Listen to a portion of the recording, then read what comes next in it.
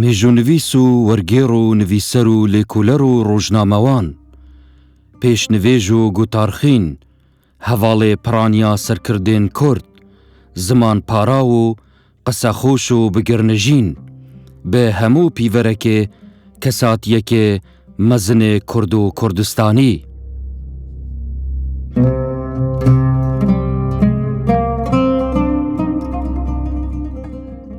جەمیل کوڕێ مەلا ئەحمەدێ فورقانی ڕوژبەیانی لە ساڵا 1913 ئێک لە گوندên ناوچەیا قەرەحەسەن سەر بە کەرکووک ڤە، ئێکەم چرکا ژیê xwe dest pê kiriye û çavên xwe rohinkirine bi jiyanê.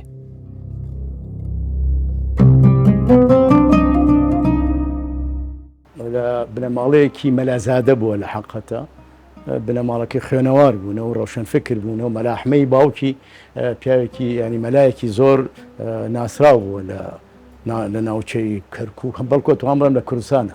مەلا ئەحمەد باوکی مەلا جەمیلە خێزانێکی پێکۆی ناوە، خێزانەکەی زارا حەسەن پورزای خۆی بوو. مەلا ئەو مناڵەیانە بێ ناوێنە محەممەد جەمیل. مەلا جەمیلی ڕۆژبەیانی لە ساڵی 1913 لە گوندی فورقان کە گوندێکی ڕۆژبەیانیە لەدایک بووە کە سەر بە ناوچەی قەرەحەسەن و لەیلانە.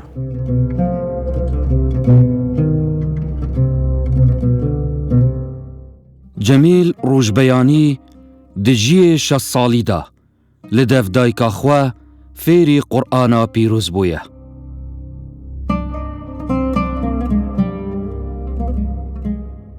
مناڵێکی بەتوانا بۆ ئیسایشە ینی عەبقەری پێیا بن سەرەکەی مناڵە و ڕاضاتی هەموو ڕاضیات ئەزانێ پیاوە گەورەکان نازانێ ئەنی عەبقەریە. تەمەنی 6 ساڵی لەسەر دەستی دایکی لە بەردەستی مەلا عەبدوڵای کوردستانی فێرە قورئان بووە، لەبەرەوەی بەهرەیەکی و توانایەکی زۆر ئەوەی هەبووە زوو شتی وەرگرتووە، زوو فێرە خوێندن و خوێندنەوە بۆ قورئانی لە تەمەنی 6 ساڵی تەواو کردووە.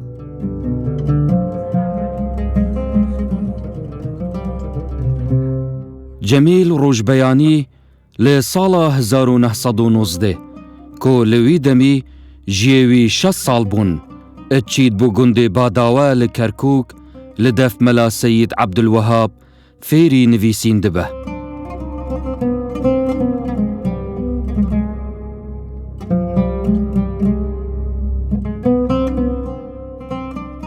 مەلا عەبدولوەهاب کە یەکێک بووە لە خوێندکارەکانی کە فەقێ بووە لە لای مەلا ئەحمەدی فورقانی لەوێ لە سەردەستی ئەو فێرە خوێندن و خوێندنەوەیەکی تەواو دەبێت.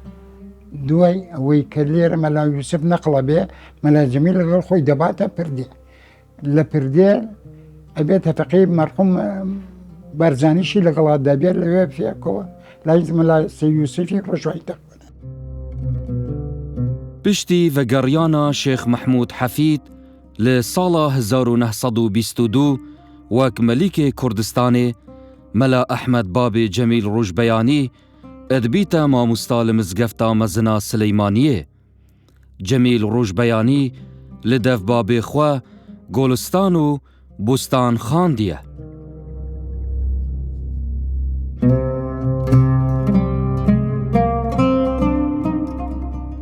حەقەتەکەی ئەوەیە کەوا ئەم بنەماڵە وەکو بنەماڵێکی خوێنەوار و پاڵپشتی شێ مەحموود پاڵپشتی شێ مەحموودی کردووە، مەوردی ڕزایەتی کاربەدەستانی حکوومەتی ئینگلیز نەبووە.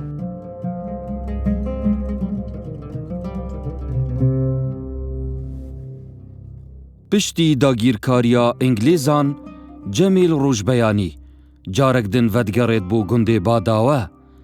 لە ساڵا 1925 بابی وی ئەدبیتە مامۆستا لە مزگەفتا منارە نەقشین لە کەرکووک، لەوێرێ پەرتووکە ئەلموقەدیمات ئەدخینیت. تەمەن لە باداوە کە مەدرسەکەی دروست کردووە کە ئەوی تر لەوە مەدرسەی ڕەسمی بووە نەکی مەلایەتی. دوایەوە گەڕان تۆ کەرەتێکی تر بۆ کوێ بۆ دێکەی خۆیان کە فەرقانە. دوای ئەوەی کە ساڵی 1924 وەزعی بڵێم شێخ مەحموود تێک دەچێت لە سلێمانی و تووشی ئەنگلیسی هێرشی دەکەنە سەر سلێمانیەوە، مەلا ئەحمەدیش لە سلێمانی نامێن و دەگەڕێتەوە بۆ کەرکووک و لە مزگەوتی نەخشین لەوێ دەبێتە ئیمام و خەتیب و لەو ماوەیە کتابی مقدماتی قورتوبی تەواو دەکات دەخوێنێت کە کتێبێکی فقهیە. زیاتریش تەفەوقی کردووە لە مەسائلی خوێندون و لە مەسائلی فێربوونی ئاین و زمان و مێژووی کورد.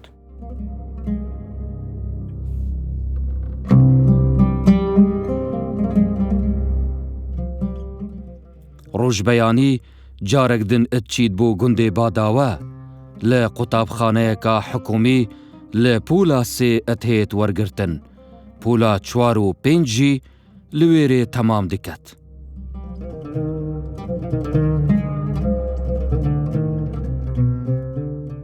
مەلا ئەحمەدی فورقانی لایەنگری شۆڕشی شێخ مەحموود و شۆڕشی کورد و مرۆڤی کوردپەروەر بووە. لەوێش بە بڕیارێک لا دەدرێ لە ئیمام و خەتیبی ناچار دەبێت مەلا ئەحمەد وەکو مەلایەک دەچێتە گوندی باداوە. محەممەد جەمیل ڕۆژبەیانی لە دەف مەلا سەید یوسف ڕۆژبەیانی کۆ خزمێوان بوو لەسەر قەڵایە کەرکووک درێژە پێدانێ بە خوێندنا خۆ دەدات.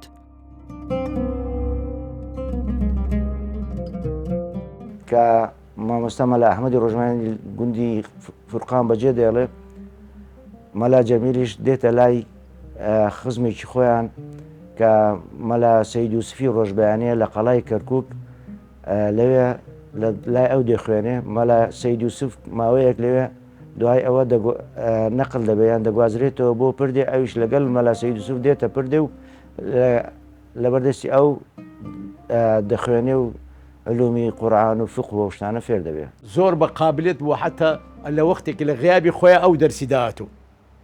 ئەمە زۆر مهمە فەقێک بگاتە ئەو مەرحەلە لە جیاتی ئوستادەکەیان دەرس بداتەوە کە نەقڵ ئەکرێ بۆ پردێ تەک خۆیان ئەیبا. لەوێش هەر عینی کاری مەعاونی و هاوکە ینی لە غیابی ئەوە دەرسی داهاتوە. جەمیل ڕۆژبەیانی دژیە 20 ساڵیدا ئەچیت بۆ هەولێر لەسەر دەستێ زانای نافدار عەبدوڵڵا بێتواتەی ئەتخینە.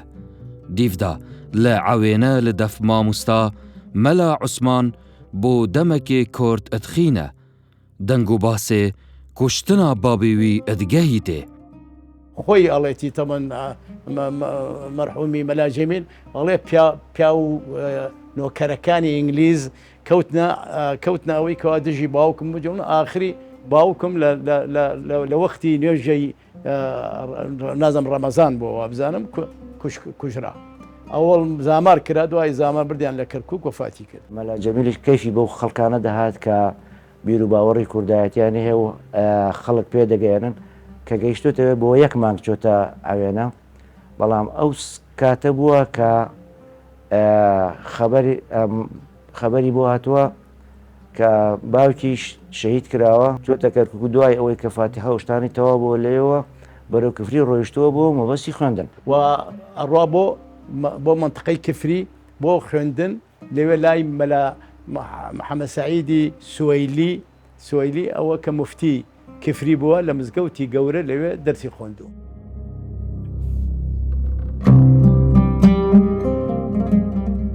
جەمیل ڕۆژبەیانی لە ساڵا 1936 ئەتهێت دەستە سەرکردن بە سەدەما نامەیەکە بەکر سدقی کوتناڤا بەریاویدا ئەتهێت دیتن 2 ساڵان ئەتهێت بەندکردن.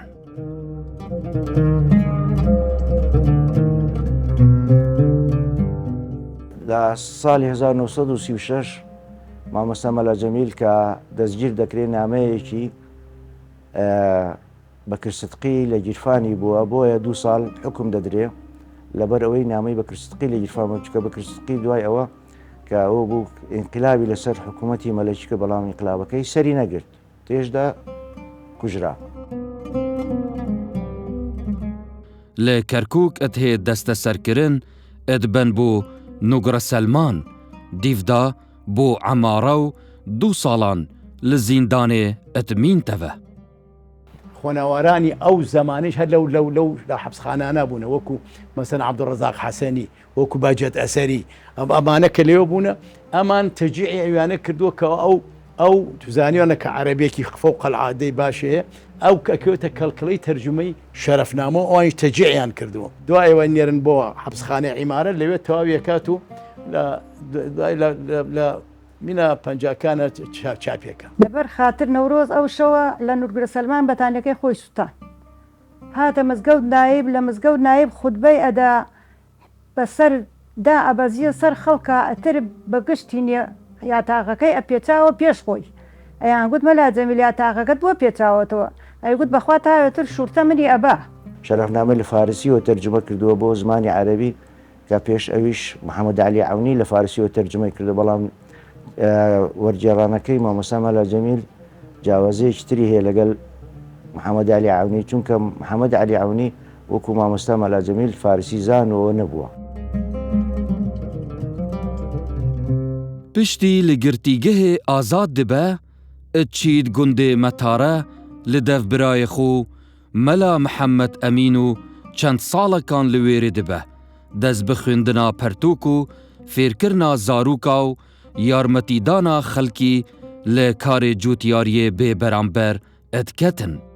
حقت لە مەتارە براکەی براگەورەی برای گەورم بینی بووم من براگەورەکەی حقت پیاوێکی معقول بوو بینی بووم لە ماڵی ئەوان هینی کردووە یعنی یارمەتیانی دا و بە زەراعەتەوە منەوە زۆر ینی معلوماتی دەربارەی کشاوەرزی و زەراعەتەوە ئەمانە باش بوو ئەوە جگە لەو حتا خۆی ئەڵێ شوانیشم کردو حتا ئەڵێ شوانیشم کردووە ینی ئەمە ینی ئینسانێکی قابلەتدار بووە لە هەموو زەمینەکە خۆی پیشانداوە کاری خۆبەخشی دەکات قوتابیانی گوندەکە فێر خوێندن و ئەوکە بەبێ بەرامبەر وەکو بڵێن مەحول ئومی کە ئەوکە بە ئەو خەڵکانە لە نەخوێندن ڕزگاریان بکە و فێرە خوێندەواریان بکە ماوەیەک خۆبەخش لەوێ وەکو مامۆستایەک دەرسی بە خەڵکەکەی ئەو گوندەدا گوتووە. بە سەدەما نویسینا گوتارێکێ لە دوور بابەتێ نەڤروزێ لە گوڤارا گێتی تازە بناو و نیشانێ عید و نەوروز لا يتنافى الدين الإسلامي کو تێدا بەرسڤا چەند شێخ و مەلایەکان دابوو گوت یادا نەڤروزێ حرامە.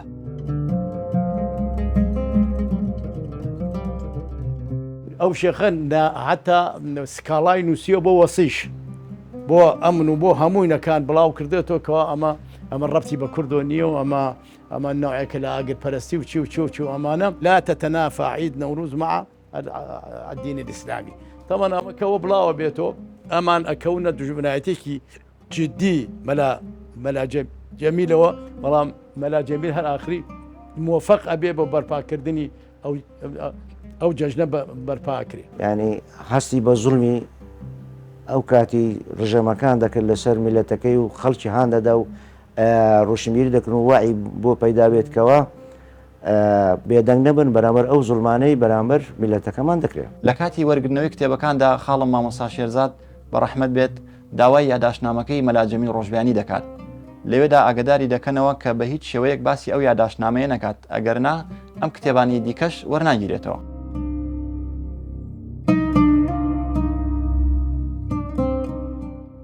لە ساڵا 1954 ئەو دەما لە باژێرەی کوت بەرسڤا جەلال بایار سەرۆکێ کۆمارا تورکیا ددەت. ناوبری دە سەردانەکە خۆدا لە ئەمریکا گوتبوو لە تورکیا تشتێک نینە بناوێ کورد تنێ هەندێک تورکên چیایی هەنە خەڵک ئەدبێژیت کورد.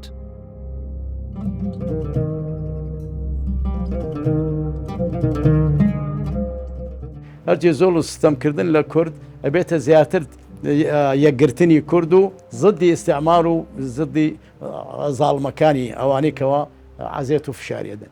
ئەمە تەمەنە مەقالە لەو کاتە ینی بەرامبەری ڕێی جمهورێکی و گەورەی وەکو هێن وەکو جەلال بایار گاڵتە نەبوو. هەر شتێک لە دژی کورد بنووسرابایان لە دژی کورد باز بکراوە ئەو لەسەری دەهاتە دەنگ هەر بۆیەش لەسەر ئەو مقابلەی جەلال بایار کە باسی کورد دەکات دەڵێ کورد لە تورکیانیە تەنها هەندێک تورکی چاینە ئەو لێ هاتە دەنگ و مەقالەیەکی دوور و درێژی لەسەری نووسی و زۆر توندیش وەڵامی داوە. کۆی گشتی بەرهەمەکانی مەلا جەمیل نزیکەی 57 بەرهەم دەبوو، بەڵام دوای ئەوەی بەشێکی سوتا و بەشێکی سوتێنرا و بردراون ئێستا نزیکەی 34 بەرهەمی بەردەستن.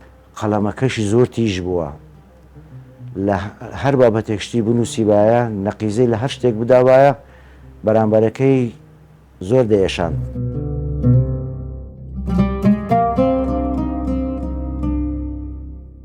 لە ساڵا 1950 مەلا جەمیل ڕۆژبەیانی ڤەدگەڕێت بوو باژێرەی کەرکووک لە ڕۆژنەمەیە دەنگی ئازادەکان گوتارên خوا پارڤەتکردن، هەر ئێک لە ئەزمانên عەرەبی و فارسی و تورکی زۆر بەباشی دزانی. مەقالەیەکی زۆر تون دژی عەبدولکەریم قاسم دەنووسێ بە ناونیشانی ئەوەی کەوە نووسیوێتی حەسیبتوکە ساهیرەن فەنمت، بەڵێ من کەوام زانی تۆ بە ئاگای و شاری و نەخەوتی من خەوت بووم، لەسەر ئەوەش بڕیاری گرتن و ئەوەکە بۆ مەلا جەمیل ڕۆژبەیانی دەردەچێت. مەلا جەمیل ڕۆژبەیانی هەموو کات جەختی لەسەرەوە کردوێتەوە کە خزمەتی گەل و نیشتیمان بکرێت و هەمیشە دەرگای کتێبخانەکەی کراوە بووە بۆ پاڵپشتی لە بەدەستخستنی مێژووی نەتەوەی کورد و بڵاوکردنەوەی بەنێو توێژە جیاوازەکاندا لە بواری مێژوو ئەدەبیاتی کوردی و سەرجەم بوارەکاندا.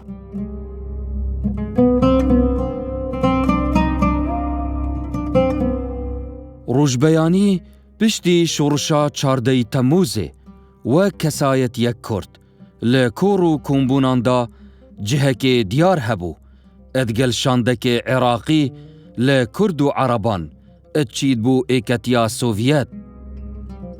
بە وەفدێک بریتە لە 14 کەس هەیەنارن بۆ ئیتحاد سۆڤیەت، لەوانە مەلا جەمیل ڕۆژبەیانی، لوقمانی کاک مەلا مستەفا، شاعری گۆران، شێخ لەتیفی حەفید هەرگیز لەگەڵ حکوومەتی مەلەکییان نەبوو، زدیان بۆ هەمیشە لە حەبسخانە وەکو عەرزم کردی لە قەبی خۆی ناو بەندی، یعنی من هە لە حەبسە ئەمە بینی ینی ساڵە جەمیل بەندی ڕۆژبەیانی.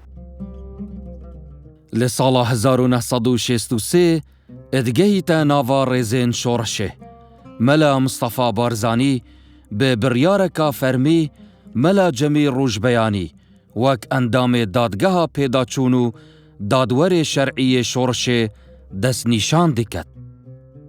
لە ماوەت ئەبێ بە قادی کوردستان و حاکمی کوردستان لە کارەبێ حتاکو ئینشقاقی 64 یەکەم جار دەچێتە چەمی ڕێزان و لەوێوە دەچێتە ماوەت بە بڕیاری جەناوی بارزانی نەمر کە دادگای شۆڕش دامەزرا بوو، مەلا جەمیل دەبێتە ئەندامی باڵای دادگای شۆڕش، یعنی ئەندامی دادگای پێداچوونەوەی شۆڕش و دەبێتە حاکمی شەرعی لە ماوەت. مێژووی فەرمانڕەوایی کوردەکان ینی میرنشینە کوردەکانی کاملەن ڕوون کردوێتەوە کە ئەو کلێنانەی کە نووسەرەکان یا مێژوو نووسەر ئەجنەبیەکان نەیانتوانیە یا خۆماڵیەکانیش نەیانتوانیە ئەو کلێنانە بدۆزن ئەو کلێنانی پڕ کردێتەوە.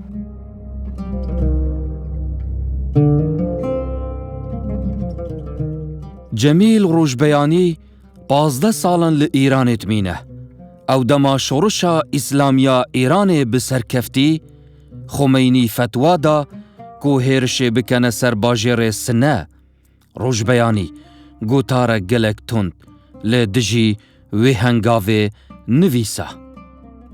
مامەم زۆر خۆشەویست، مامەم لە 20 ساڵ لە ئێران بوو، هاتەوە ئیستقبالمان کرد لە بەغدا، گشتمان پێشوازیمان لێ کرد بە دڵ و بەگیان. ئەو بوو لە ڕێگە خەڵک ڕێگان لەوە کردو، ڕێگان ببرد هەڵچنی بوونانێشت و جێش لەشکری ئێران بگاتە سنا بۆ ئەو کاتە. مەلا جەمیل بۆ وەڵامی ئەو نەفیر عامەکە شتێکی نووسی بوو، دیسان وەکو مەقالەیەک بەڵاوی کردبووە کە وانیسوە ئەیها النەبی ئیذا جاءکم فاسق بنەبەئین فتەبەیەنوا، دەڵێت تۆ وەکو ڕێبەرێکی ئەو شۆڕشەوە کە وەکو پیاوێکی وا چۆن بەگوێی ئاخوند و ئەو خەڵکە درۆزنان دەکەی کە خەبەرێکی درۆ و ناڕاستیان بە تۆ گەیاندووە، ئەوە بوو درایە تەحقیق. نویسین و لێکۆڵینێن ڕۆژبەیانی دبیاوێ مێژووە دێرینا کوردان و گەڕیان لە دێڤدیرۆکا دەولەت و میرگەهێن کوردستانێ و ڕۆلێ کەساتیên کورد لە شارستانیەتا ئیسلام و مرۆڤایەتیەدا و خویاکردنا باژێر و باژێروکên کوردستانê و berpeçdaneva تعریب و تتریک و تفریسê pişkek bû ji xebata ronakbîrê Kurd Mela Cemîl Rojbeyanî.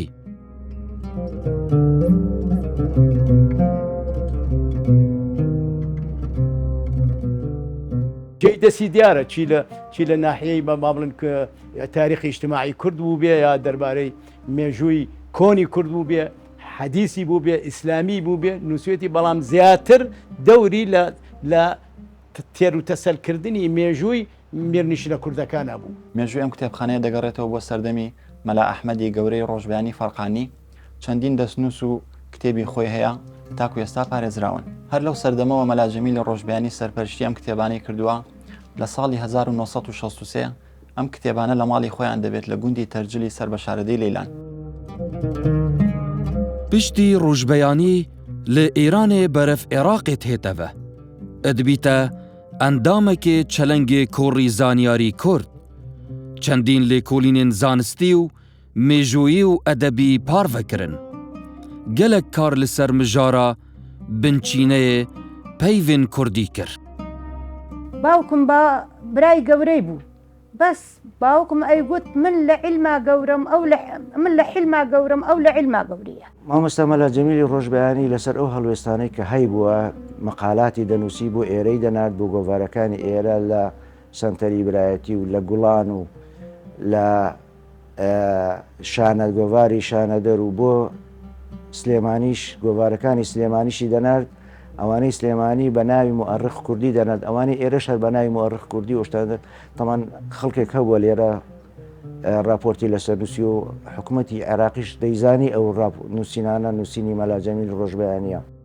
لە ڕۆژە 27 مەها ئادارێ لە ساڵا 2001 دژیە 88 ساڵیدا نویسەر و مێژوونویس و ڕۆناکبیرێ کورد مەلا محەممەد جەمیل بەندی ڕۆژبەیانی لە باژێرێ بەغدا دناوا ماڵا خوادا bi şêwazek dirindane hat tîrûrkirin işlayê ricêma Be'ez ve.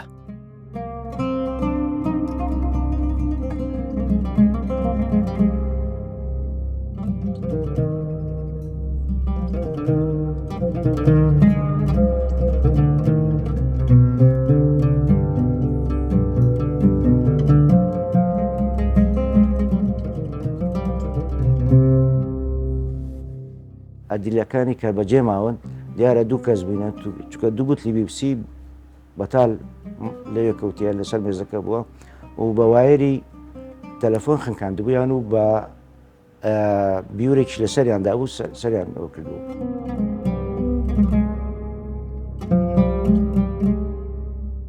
شەیدیان کرد و لەوێ مایەوە دوو ڕۆژ بەیانی دەستگای هەواڵگەری و مخابەراتوانە هاتوو بوون سنان کرد جەژن پیرۆزەی نەچیر بەرزانی لەسەر مێزەکەیەتی هاڵێن مو مستەشار عێراقی هذا مستەشار کوردی بەدوو جان ئەی سەر خۆی دانا لە ئاگری نەورۆزە لەسەر کوردایەتی لەبەر جەژنە پیرۆزەی نەورۆز برادرەکانی خڕ کوردی شەو نەورۆز بوو هەمویان پێکەوە جەژنە پیرۆزەیان کرد و جل کوردی کردووە بەری هاتەوە شەو دوایینا وەڵا کاکنەتیریش جەژنانەی بۆی نردوو کشتی دۆست و برادر جەژنانەی پیرۆزەیان بۆی نردوو وەڵا زەفەریان پێی بە شەو دوای نەورۆز شەهیدیان کرد لە ماڵەکەی خۆیان و زۆر بە دڕندانە و زۆر بە نابرانە و زۆر گەورە بیعنم چەندێ باوکم گەورەتر بی شەرمی لێیە کرد زۆر علمی بەقەوەت بوو لە کەس شەرمی ناکرد چی ڕاست پیایە ئەوەیە گوت بە مل نایزوانست درۆ دەڵەسە بکە نە لە کورد نە لە عارەب جواب کشتی ئەداوە بە کشت بابەتێ ئەتر ئێمە زۆر خۆشەویستمان بوو هەر خەریک کتێب بوو لە تەرجلمان کرد مەتارەمان کرد کوڕە کەرکووکمان کرد ئەم مامەمە بەس لە دوای کتێب بوو ئێمە لە 7 ساڵانەوە کتێب ئەشارینەوە و کتێب دەرەکەین کتێب گڕەدەین لە عمرم 7 ساڵان بیە حتا ئیستاکە ئێستاش ئەو مەکتەبەیە بدەڕێەوە ئەوە شەهید بوو بەس ئەوە 25 ساڵە براکەمێ باتە ڕێوە ئەوە براکەشم کۆچی دوایی کرد ئیستاکە کوڕەکەمە لە سەری و ئێمەش حتا بمێنین خزمەتی ئەەکەین بە دڵ و بەجان.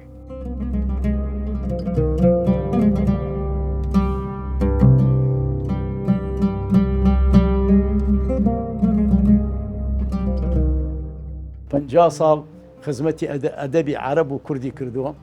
ئێستا ئەوە چوو بە گەڕاوە بۆ لای لوتفی خوای بگو درۆڤان و ئومێدەوارم کەەوە ملەتی کورد ئەمسالی مەلا جەمیلی تیا زۆر بێ.